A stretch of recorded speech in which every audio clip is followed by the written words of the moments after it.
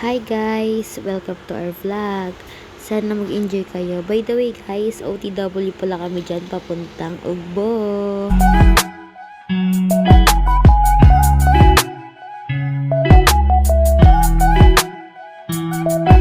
So ayun guys, sa wakas nakarating na rin kami dito sa Ugbo.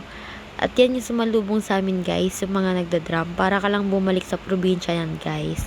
Tapos naglakad-lakad lang kami ng onti guys. Nakita namin itong nagtitrending dati na inihaw na seafood guys. Pero hindi namin siya tinikman.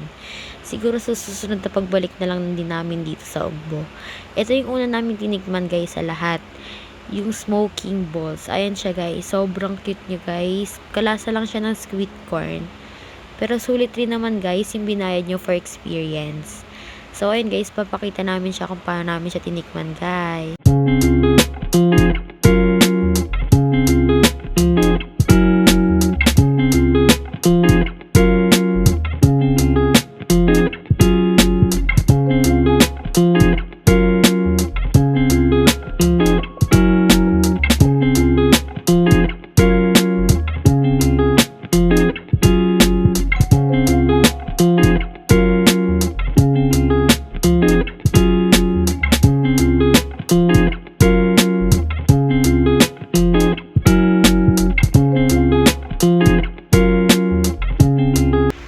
Ito na pala yung finished product na guys. So, pagkatapos nyan guys, kumain muna kami sa samgyupsalan sa malapit lang dyan guys.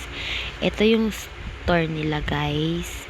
Then, tamang pakit na kami dyan guys kasi pareho na kaming busog. Then, ito guys, yung last namin na tinikman guys. Roll ice cream yung tawag dyan guys. Yung pinili pala namin flavor is KitKat flavor for only 109. Ito siya guys, sobrang cute. Sobrang ganda and sobrang sarap niya guys. Punta na kayo sa Ugbo guys. Thank you for watching. Sana nag-enjoy kayo. Please follow and subscribe guys. Thank you.